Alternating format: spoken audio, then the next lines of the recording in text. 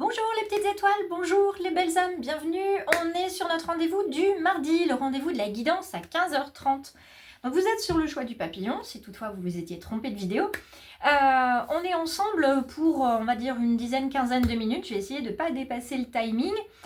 Et on va venir regarder un petit peu les énergies qui nous accompagnent aujourd'hui. On est sur un tirage général, donc ça ne parlera pas à tout le monde et ça c'est pas grave.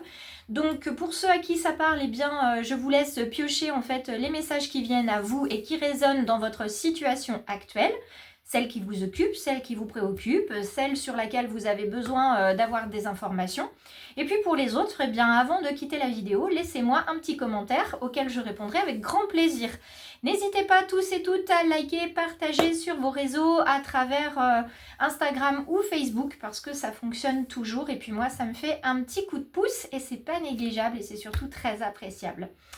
Donc ce que je vous propose c'est que déjà on aille du côté de la numérologie. On est le mardi 16 septembre, oui bien sûr, 16 décembre, 16 septembre parce que c'est l'anniversaire de ma grande sœur. Message à lui faire passer, un petit bisou pour toi qui est là-haut.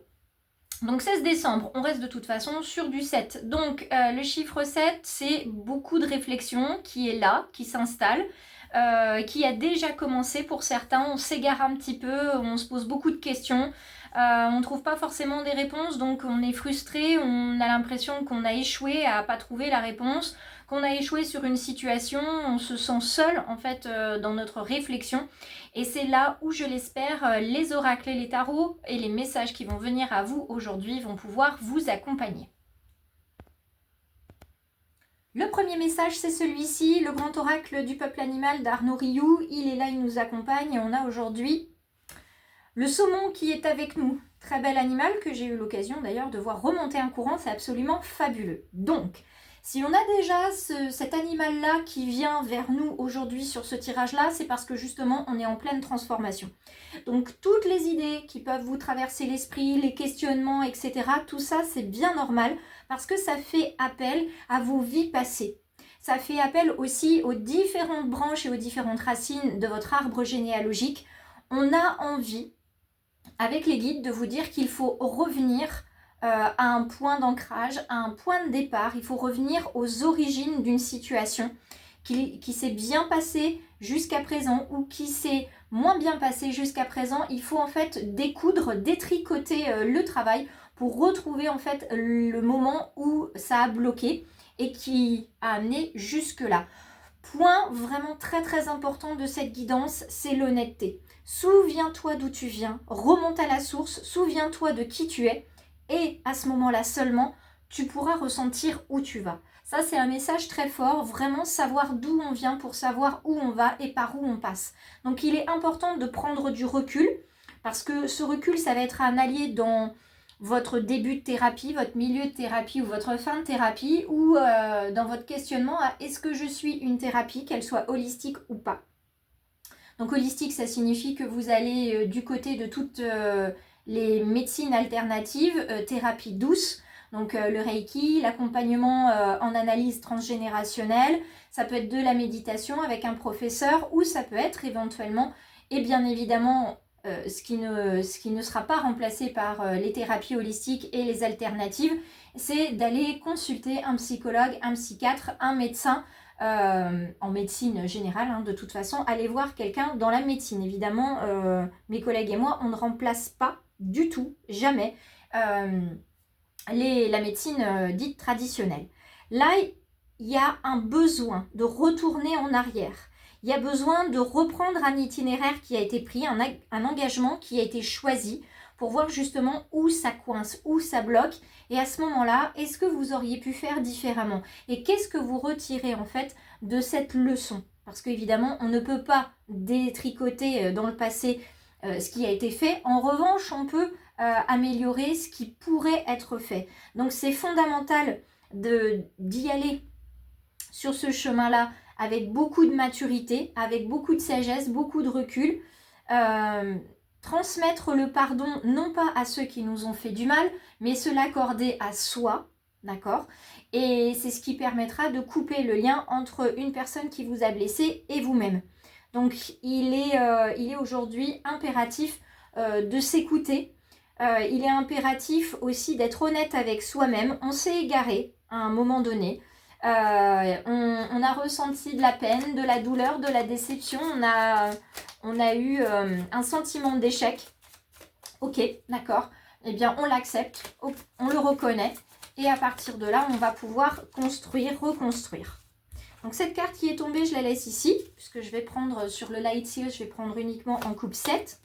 Donc 3, 4, 5, 6, 7. Hop, celle-ci. Et on va aller 1, 2, 3, 4, 5, 6, 7. On va essayer d'en prendre autant qu'il y en a dans le paquet. Toutes les 7, évidemment. Toutes les 7. Hop, je compte et je vous parle en même temps. Toutes les 7 cartes. Voilà. Et on va aller voir les différents messages qui nous sont transmis. 3, 4, 5, 6, 7, 4, 5, 6, 7, 3, 4, 5, 6. Je laisse la carte au milieu ici puisqu'elle va venir nous indiquer, hop, va venir nous indiquer un conseil, une énergie supplémentaire. Hop, là, 2, 3, 4, 5, 6. Ici, 1, 2, 3, 4, 5, 6. 7, 1, 2, 3, 4, 5, 6 et 7. Et j'ai terminé le paquet. Donc, on regardera ces trois-là en dernier. Allez, c'est parti. Le Light Seers, on va voir ce qu'il a à nous dire. Donc, on va regarder si ce sont des arcanes majeurs, des arcanes mineurs qui viennent en résonance. On a ici la grande prêtresse, que je vais vous remettre comme ceci. La grande prêtresse qui fait face, qui fait écho en fait à la situation ici avec l'as de coupe. Donc on regarde ici l'ici, le maintenant, on regarde ici ce qui pourrait se produire, donc plus dans une version future, d'accord. Et puis on va aller petit à petit regarder, détricoter tout ça. Ok, allez c'est parti. Je détricote de ce côté-là d'abord. Et mon guide me dit qu'à gauche, on va plutôt parler du passé, du présent ici, du futur là et du conseil là. Donc je l'écoute, je le suis. De la coupe, du bâton, du bâton. Ok. Donc, dans un passé plus ou moins proche, la coupe était pleine au niveau émotionnel. Cette coupe, cette émotion, ce trop-plein, c'était en lien avec une situation qui était en train de naître. Donc ça pouvait être sentimentalement parlant, une proposition de mariage, un emménagement, un pax, un bébé qui arrive, une nouvelle relation de toute façon qui se mettait en place. Il y avait énormément d'espoir, énormément d'engagement dans cette relation-là. Est venu ensuite avec le bâton beaucoup de créativité pour la faire fleurir, la faire grandir en fait cette relation, accompagner ce bébé qui peut être aussi un bébé professionnel. Il y a eu beaucoup d'engagement là-dedans, beaucoup d'énergie. On avait vraiment, oui, beaucoup d'espoir. Hein. On avait à cœur que tout ça, ça s'épanouisse, vraiment. Le 10 de bâton ici nous indique qu'il y a eu énormément d'investissement, beaucoup de fatigue, beaucoup trop de choses qui ont été mises sur le dos. Si on regarde, hein, on a bien le bœuf, vous voyez, il est chargé, surchargé.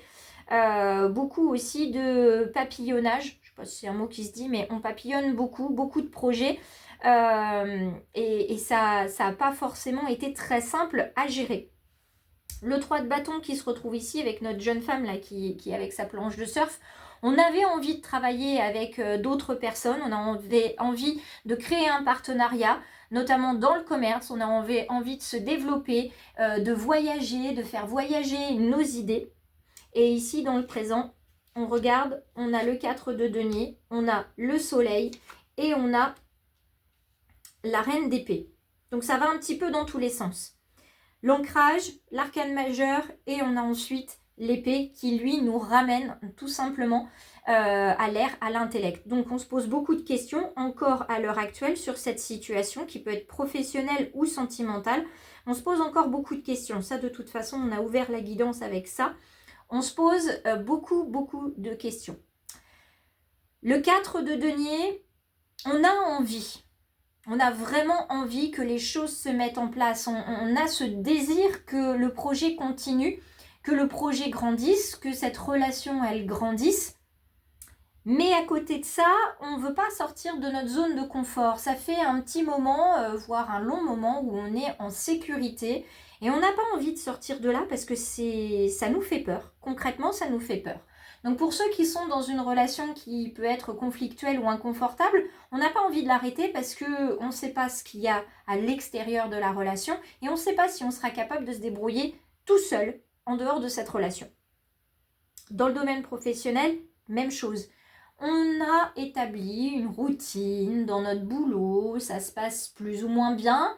On fait avec si ça se passe moins bien. Les jours où ça se passe bien, on est heureux. Et les jours où ça se passe pas bien du tout, c'est là où on envoie des grandes tirades. De toute façon, je m'en fiche de ce boulot, j'en ai marre de ces dossiers. Je vais tout larguer, je vais partir, je vais faire une formation, je vais me reconvertir, etc. Et au final, rien ne se fait. Le désir est là, la flamme est là. Mais la mise en ancrage ne l'est pas. D'accord? Le soleil ici, lui, il nous redonne un petit peu de baume au cœur. On voit que de toute façon, matériellement, on ne manque de rien. On pourrait avoir plus, mais on ne manque de rien. On se sent bien. Après, on fait confiance à l'univers et à la vie pour pour avoir de la réussite, du succès et pour avoir une fin heureuse en fait, pour avoir une happy end dans ce projet-là, dans cette relation-là. Donc on attend que l'aide vienne de l'extérieur. Vous voyez, au niveau du soleil, on attend en fait que ça nous tombe dessus un petit peu comme une forme de grâce, voilà, ça nous tombe dessus. Et on a la reine après d'épée ici, qui nous dit, alors attends, ok, tu es capable de te débrouiller par toi-même. Hein, ça, on est d'accord, tu es tout à fait capable de ça. Mais concrètement, qu'est-ce que tu mets en place pour que ça marche? Est-ce que tu es vraiment honnête avec toi-même? Est-ce que tu as vraiment envie de ce projet-là, que cette relation, elle s'épanouisse? Parce que l'univers lui-même vous dit, mais en fait, tu ne me demandes rien. Tu mets rien en place. Donc comment tu peux dire d'un côté que tu veux que ça se mette en place, que ça fonctionne, si de l'autre côté, tu ne fais pas d'effort? Donc là, il y a un discours incohérent et donc des énergies contradictoires. Et c'est à ce moment-là qu'on va passer du côté des cartes futures. Cartes futures où on a donc 2 arcanes majeures, ce qui est déjà pas mal. Et on a une arcane mineure, mais quand même, on a une reine. On a une reine qui vient s'ancrer ici avec le denier. Elle vient s'ancrer, elle est très très belle, cette reine de denier ici. Et elle nous dit, voilà, tu as envie de plein de choses. Tu es une personne qui est pleine de ressources, mais tu es une personne qui vit dans sa bulle. Ok? Tu es une personne qui vit dans sa bulle. Donc il va falloir un petit peu sortir de ton foyer, de ta zone de confort. Il va falloir commencer à poser d'autres jalons. Il va falloir planter d'autres graines. Il y a un terrain fertile, tu as plein d'idées, tu es pleine de ressources, tu es capable de travailler avec plein de monde. Tes idées, elles sont bonnes. C'est pas les idées qui ne le sont pas, c'est la mise en œuvre qui n'est pas bonne. Donc, elle nous invite avec les cartes qui suivent, elle nous invite non seulement à faire confiance à notre intuition, à se faire confiance et éventuellement à faire un travail de thérapie pour débloquer les mystères et les secrets de notre généalogie, comme nous en parlait le saumon tout à l'heure, mais en plus, avec la carte des amoureux, ce qu'elle nous demande, c'est non seulement de travailler dans l'amour, elle nous demande de tout simplement de bien faire les choses à deux, donc de trouver un partenaire qui nous soutienne et qu'on soutient aussi, de faire un choix et d'accepter de travailler sereinement et avec force ensemble. Donc là, le partenariat, il est plus qu'une clé pour réussir. On le sait bien, chez les scouts, c'est un des mantras qui existe. On sait bien qu'on peut aller plus loin quand on est tous ensemble. Donc là, vous ne pouvez plus rester à l'intérieur de votre foyer, à l'intérieur de votre zone de confort, si vous voulez que les choses se mettent dans la matière, s'ancrent dans la matière. C'est plus possible de juste avoir des vœux pieux. C'est impossible. C'est absolument impossible. Pour ceux qui sont dans un projet en lien avec le commerce notamment, vous avez besoin de vos clients et vous avez besoin de vos fournisseurs. Il n'est pas possible de travailler tout seul juste avec des jolies idées qu'on met sur les réseaux. Moi, la première, je le sais. Et j'y arrive pas toujours non plus. Donc, c'est pas un conseil à la va-vite que je vous donne, c'est un conseil que j'applique aussi au quotidien. Pour ceux qui sont plus dans le sentimental et dans la relation, là c'est la même chose. Vous ne pouvez pas attendre de votre partenaire ou d'un ami ou d'une amie qu'il prenne de vos nouvelles, qu'il prenne soin de vous, qu'il s'investisse dans la relation si vous avez coupé le robinet de l'énergie, de l'amour, de l'amitié que vous avez pour cette personne-là. Ah ben de toute façon, il ne prend jamais de mes nouvelles. Mais vous, en prenez-vous? C'est ça aussi la question qu'il faut se poser. Donc on va regarder les 3 cartes conseils qui sont accrochées avec le saumon. Et je vais essayer de m'arrêter là parce qu'on dépasse déjà les 15 minutes. On a la force de réussir. On évite de tourner en boucle comme sur l'infini qui est en tatouage ici. On ne tourne pas en boucle, hein. On fait confiance à l'amour et c'est vraiment ce qui va nous guider. On va construire, on va être puissant à partir du moment où on se fait confiance et on met en avant l'amour de ce qu'on fait, l'amour qu'on a pour les autres et l'amour qu'on a pour soi, bien sûr. Hein, on croit en soi. Si on ne croit pas en nous-mêmes, ça ne fonctionnera pas dans la relation ni dans le projet qu'on essaye de mettre dans la matière. On a ici le chevalier de coupe. Donc on est sur de l'émotionnel, mais on est aussi sur de l'intellect. Donc le cœur est présent, mais il ne prend pas toute la place. L'intellect est présent, il ne prend pas toute la place. On est sur 2 cartes là qui sont des cartes qui vont résonner en équilibre. On va avoir des propositions qui vont être charmantes. Attention, l'intellect est là pour justement équilibrer et faire en sorte que voilà, les nouvelles idées qui arrivent, voilà, on puisse faire le tri. Hein, on va avoir une clarté mentale qui va être là. On va faire le tri entre c'est super, c'est une très bonne idée, mais attention à ne pas précipiter les choses parce qu'une très belle idée, une très belle intention, ça pourrait se révéler être un cadeau empoisonné. Donc on fait attention et surtout notre force résidera dans l'amour de ce qu'on fait et dans l'amour des autres, dans l'amour de soi et la confiance qu'on porte à tout ça. Je vous embrasse très fort, je vous remercie une nouvelle fois de m'avoir suivi sur YouTube et merci à tous et toutes pour votre engagement sur les réseaux. À très vite!